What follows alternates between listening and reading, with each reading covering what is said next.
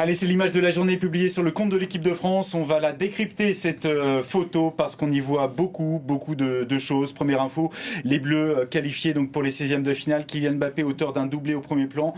Michael Olise à gauche, qui a encore signé un grand match. 2 passes décisives et cette accolade que vous voyez entre Mbappé et Dembélé. Le ballon d'or à nouveau décisif. La bonne entente entre ces deux-là, sous un ciel chargé, un ciel électrique, car ce match restera dans l'histoire, Elisabeth, pour avoir été interrompu de longues minutes à Philadelphie. Et oui, ça on va vous en reparler évidemment, mais c'est fait, la France est donc en 16e de finale de la Coupe du Monde, avant même le dernier match de poule vendredi prochain face à la Norvège. Les Bleus portés une nouvelle fois l'année dernière par leur capitaine Kylian Mbappé. Absolument, alors un match qui restera dans l'histoire de la Coupe du Monde, non pas pour cette opposition entre la France et l'Irak, tant le duel était déséquilibré, mais pour cette longue interruption, on y reviendra. Match interrompu à la mi-temps alors que la France menait 1-0, Kylian Mbappé qui avait ouvert le score juste avant le quart d'heure de jeu. S'en est suivi 1h45 d'attente dans les vestiaires pour les joueurs, dans les coursives du stade pour les spectateurs, avant de voir revenir les deux équipes sur la pelouse pour un nouvel échauffement. De retour des vestiaires et sur une pelouse totalement détrempée, le recordman de buts en sélection, Kylian Mbappé, qui a doublé la mise facilement à la réception d'un service d'Ousmane Dembélé, mais après une grosse erreur de la défense irakienne. Et puis au-delà de la qualification en 6e, on retiendra également le 3e but de cette équipe de France, inscrit par le Ballon d'Or, par Ousmane Dembélé. Soulagé le camp français de le voir enfin à nouveau marqué. Didier Deschamps était en conférence de presse et il a commenté tout ça. J'ai confiance en lui, il le sait, et lui, bon, c'est pas quelqu'un qui doute non plus, mais évidemment d'avoir fait ce qu'il a fait aujourd'hui, c'est important parce que c'est un joueur qui est décisif. Kylian l'est, oui, aussi, c'est pas nouveau, mais où ça cette capacité-là? Et s'il l'a pas eu jusqu'à maintenant, c'est aussi parce que il a souvent eu des arrêts malheureusement importants et il n'a pas commencé aussi, même s'il est là depuis, il était là déjà en 2018. Bon, il y a eu 0 débat entre nous, c'est le faux qu'on en parle aujourd'hui. Ousmane Dembélé, décisif la nuit dernière. On sait qu'on a beaucoup parlé de ses problèmes d'adaptation en équipe de France, de son placement. Est-ce qu'après ce deuxième match, vous avez le sentiment qu'il va trouver sa place enfin sur cette ligne d'attaque ou pas? C'était son premier but en phase finale de Coupe du Monde. Il était en 2018, il faisait partie de l'équipe de France championne du monde. Il était en 2022, il n'avait encore jamais marqué. On a senti le soulagement hier soir. Bien sûr, il y a ce soulagement psychologique, mais il y a aussi cette réussite tactique. Et là, il faut rappeler encore une fois l'importance d'un entraîneur, d'un bon entraîneur.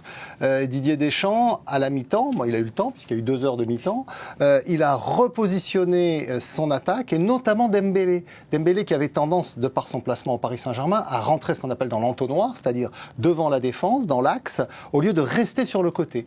Donc, en fait, si Dembélé veut garder un impact vraiment important sur cette équipe de France, il faut qu'il ait le réflexe qui était son positionnement à l'origine, c'est-à-dire sur le côté droit, même s'il permute, même s'il revient dans l'axe de temps en temps, au départ, c'est un ailier droit.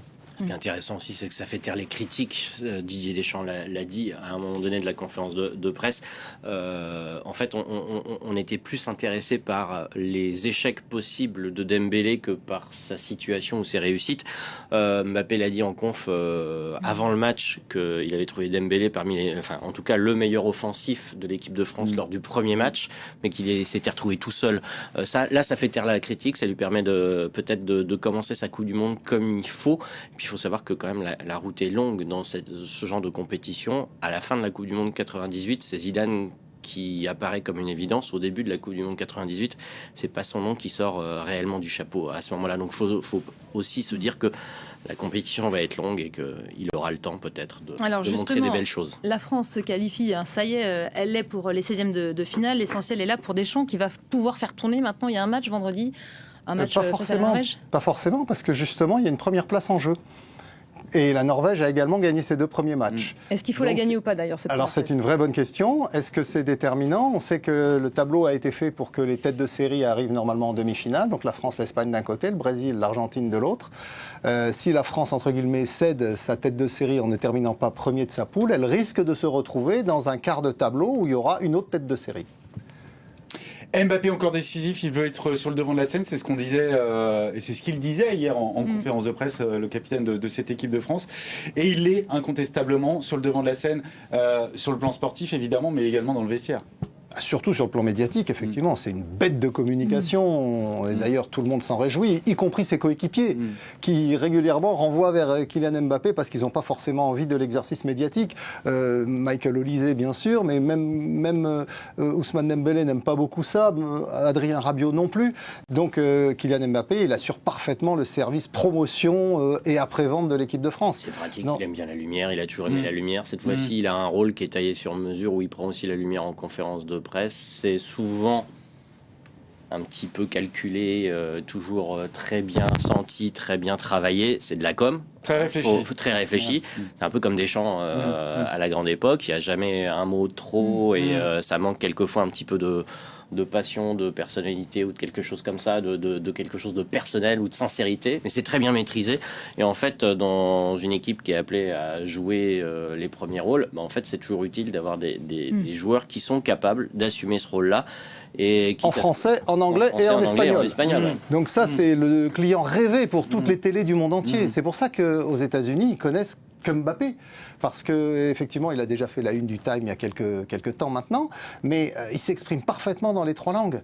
Je ne pense pas qu'il y ait beaucoup de ses coéquipiers qui soient aussi à l'aise dans les 3 langues. Mais si, on parle tous bien anglais, nous, les Français, voyons. Bon, il y en a un autre qui brille, en tout cas, dans cette Coupe du Monde et au sein de cette équipe de France, c'est bien sûr Michael Olise. Déjà, 3 passes décisives pour le joueur du Bayern. Meilleur passeur avec le Suédois Isaac. Il est sur la continuité de sa saison excellente au Bayern Munich et pas du tout impressionné. On ne le sent pas du tout impressionné par l'enjeu de cette Coupe du Monde. C'est sa première Coupe du Monde. C'est sa première Coupe du Monde, mais il a quand même fait une saison, vous l'avez rappelé Benoît Perrochet fort justement, extraordinaire avec le Bayern. Donc c'est un joueur qui est habitué maintenant au très haut niveau. Il a une espèce de nonchalance qui vire parfois au détachement. On a du mal à le cerner. C'est un personnage un peu mystérieux, très discret, qui communique peu. Qui a fait le choix, il faut le rappeler, mais il a fait le choix de l'équipe de France. Il aurait pu choisir d'autres sélections. Il est né en Angleterre d'un papa nigérian et d'une maman franco-algérienne. Effectivement, on peut que se réjouir qu'il ait choisi l'équipe de France. Et surtout, Didier Deschamps, encore une fois, a été un très bon scout, un très bon recruteur, parce qu'il fallait envisager la succession d'Antoine Griezmann. Et pas grand monde à l'époque ne pensait à Olise quand lui, il est allé le chercher. Le chiffre du jour, Elisabeth, on y va. Le chiffre du jour, 2h10. 2h10, certains l'ont senti passer. La durée de l'interruption de cette rencontre, la FIFA qui se conforme à la réglementation américaine qui prévoit que toute manifestation en extérieur doit être interrompue si un orage éclate dans un rayon de 13 km. Et hier, c'était un déluge. Voilà, il y avait l'orage, mais pas que. C'était aussi accompagné d'humidité, on va le dire gentiment comme ça. Hier soir, il y avait clairement un indispensable à ne surtout pas oublier, c'était ça. Le poncho de pluie version super classe et pas toujours très hermétique pour l'avoir testé, mais clairement, il fallait l'enfiler hier soir si vous étiez de la partie. La pluie qui s'est accumulée sur le terrain. Hier soir aussi, on a vu les raclettes sorties sur le terrain de jeu pour évacuer des litrons d'eau. Nos envoyés spéciaux étaient sur place. Drôle de soirée. Écoutez.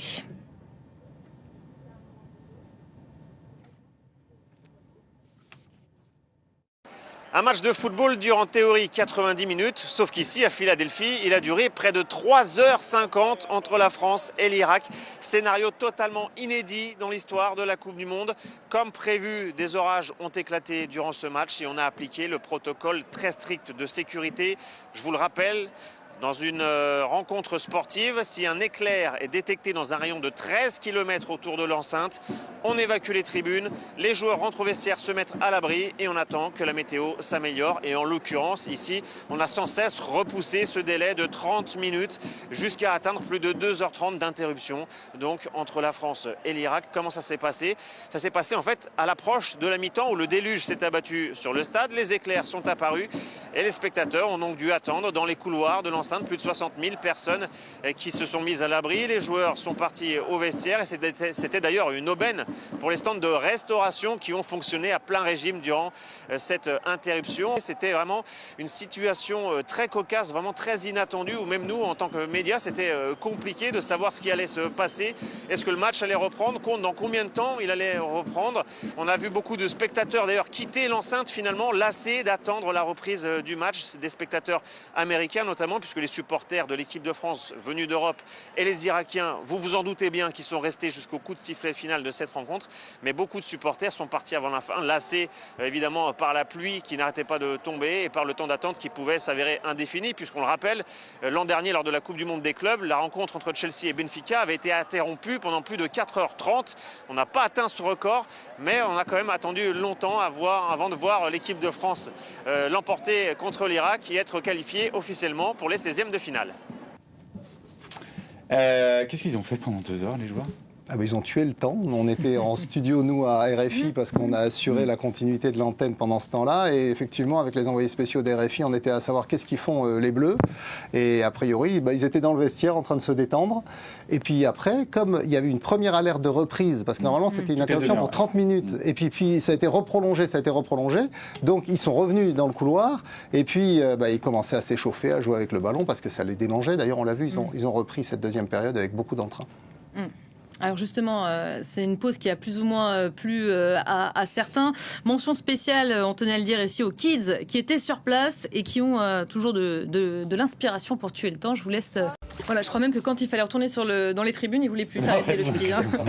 Voilà, ça c'est la joie des enfants, des mini-supporters. L'autre match de ce groupe I, on en parle peut-être Benoît, la Norvège valide également sa place en 16e pour le Sénégal. Ce sera beaucoup plus difficile en revanche. Oui, mais le Sénégal, même si ça ne consolera personne à Dakar, a fait preuve de caractère quand même dans cette rencontre, mené 3-0 par la Norvège avec Erling Haaland qui a comme Mbappé inscrit un doublé. C'est Marcus Pedersen qui avait ouvert le score juste avant la mi-temps. La réaction des Lions en deuxième période avec là encore un doublé, celui d'Ismail Assar. Les hommes de Pape Thiaw qui auraient même pu peut-être arracher l'égalisation. Il y a eu une occasion dans les arrêts de jeu de la rencontre. Tout n'est pas perdu pour les Sénégalais. Ils devront impérativement, la victoire elle est impérative et la victoire large face à l'Irak pour le dernier match de groupe pour espérer passer parmi les meilleurs troisièmes. On va écouter tout de suite le milieu de terrain justement des Lions, Idrissa Gueye. Je pense que ça c'est le rôle du staff de bien analyser le match et de prendre les décisions. Et nous on est des joueurs, on est sur le terrain, on est prêt à tout donner sur le terrain et à se sacrifier pour notre équipe. Maintenant, voilà, en ce moment, ça ne marche pas pour nous et l'heure n'est pas au bilan, rien n'est encore fini. À nous de faire ce qu'il faut pour le dernier match pour espérer une qualification. Allez, le point de ce groupe I, la France qui passe en tête du groupe devant la Norvège grâce à une meilleure différence de but. Et vous le voyez, le Sénégal qui occupe cette troisième place. Match décisif face donc à l'Irak ce week-end pour les Sénégalais. Des questions qui se posent aujourd'hui. Kylian Mbappé face à Erling Haaland pour la première place du groupe. On en parlait déjà tout à l'heure. Est-ce qu'il a faut ou pas cette première place ? Oui, si vous regardez le tableau, normalement, il vaut mieux que l'équipe de France finisse première parce que ça vous donne de la confiance. Et puis, de toute façon, un jour ou l'autre, vous devez de toute façon battre des grosses équipes, que ce soit d'un côté ou de l'autre du tableau. Alors, bien sûr, là, il y aurait l'Allemagne dès les huitièmes. Ça se vaut pour la suite, vraiment ? Il y aurait l'Allemagne dès les huitièmes de finale et les Pays-Bas en quart de finale, puis l'Espagne en demi-finale. En fait, donc, c'est un gros tableau. De ce côté-là, c'est plus difficile que de l'autre côté. C'est un gros tableau. Mais bon, après, vous ne pouvez pas spéculer en vous disant ça va finir comme ça. Parce qu'il peut y avoir des résultats de dernière minute et ça change. Et puis, quand ça change, vous vous dites, oui, ils vous ont voulu jouer au plus malin. Et puis, finalement, ils se font avoir. C'est bien fait pour eux. C'est en général la réaction des gens. Donc, il vaut mieux finir premier, être sûr de soi. Et puis, même si le tableau est plus difficile. Bon, c'est cruel quand même pour le Sénégal. On revient sur le Sénégal qui tient tête au gros, mais qui n'y arrive pas dans cette compétition. Ça semble vraiment compromis, Xavier, pour la qualif. C'est difficile, et puis c'est difficile, oui, parce qu'il y a deux Xavier. Il y a deux Xavier. C'est difficile. Xavier c'est difficile parce que déjà, je pense, Xavier, tu vas revenir sur les erreurs de coaching. Moi, je vais revenir sur une erreur. C'est Koulibaly. C'est un défenseur majeur qui a été brillant pendant des années, qui sort de blessure et qui revient, mais qui revient avec une caravane dans le dos. Franchement, il n'a pas sa place, il n'est pas au niveau. Je pense que n'importe quel défenseur remplaçant du Sénégal est largement au-dessus. C'est lui qui donne la balle sur le premier but. Il est à la rue totale sur les deux autres. En fait, ça fait de la peine, très sincèrement. Et puis, il y a quand même un joueur qui a impressionné sur ce match, c'est Sarr, qui est quelquefois un peu énervant parce qu'il est très rapide, très fort, mais quelquefois, il oublie d'être décisif. Là, il a été décisif 2 fois et c'est lui qui sonne la révolte du côté sénégalais. Donc ça, c'est une satisfaction. Et Koulibaly, la défense, franchement, c'est un naufrage. Sarr, c'est pas une révélation. Il avait été déjà l'homme clé du succès du Sénégal en 2022 au Qatar, où pour la deuxième fois de son histoire, le Sénégal était sorti des poules et était allé en huitième de finale contre l'Angleterre. Alors que Sadio Mané n'était pas à cette Coupe du Monde. On l'oublie souvent, il était blessé, il était forfait. C'est Ismaïla Sarr qui était le meneur de l'attaque. En revanche, c'est vrai que ces joueurs, ils ont 4 ans de plus.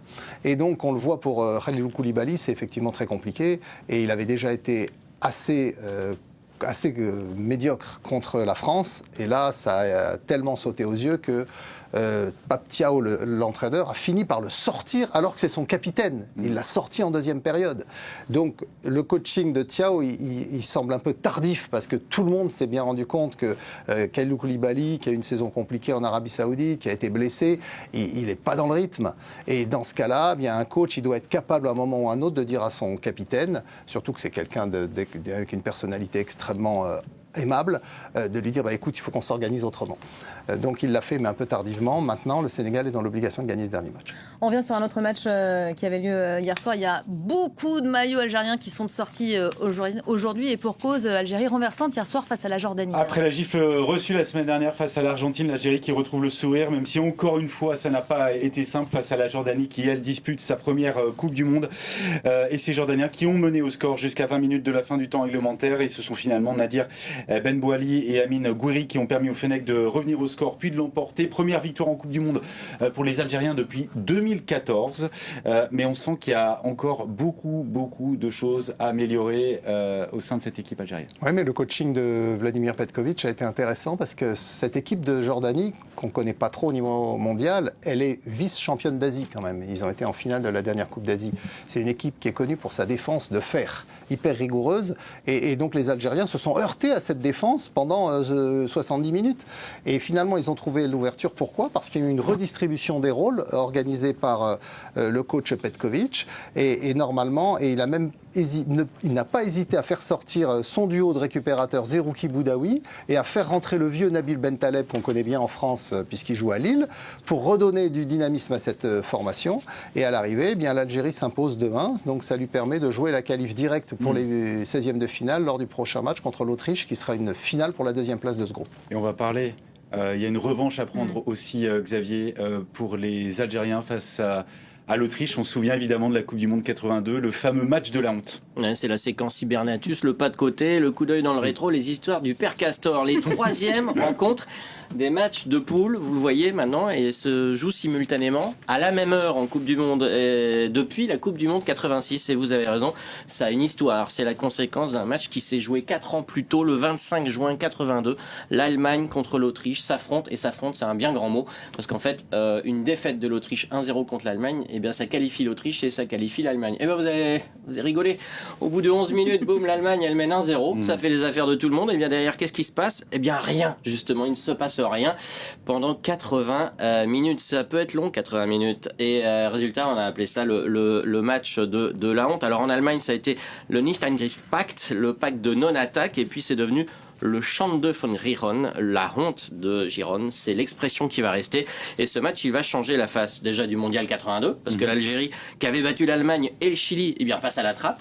C'est un traumatisme pour les Algériens de Madjer et de Belloumi, qui avaient réussi une très belle rencontre face aux Allemands.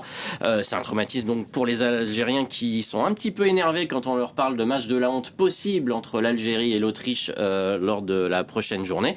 Ça va changer la face du Mondial aussi, parce que les Algériens sont éliminés, mais les Allemands vont poursuivre leur route, et puis derrière, en fait, les Allemands, ils vont battre les Français en demi-finale à Séville, et puis ils vont aller jusqu'au sacre, et voilà, comme quoi, ce match aura des conséquences derrière, ça fait jurisprudence. Tous les matchs de poule se jouent en même temps, les derniers matchs de poule, pour pas qu'un match de la honte ne soit de retour.